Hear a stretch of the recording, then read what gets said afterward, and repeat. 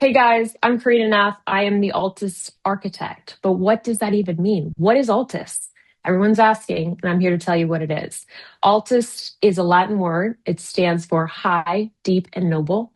It is a community built for building service contractors. And this collective is really driving forward some innovative ideas.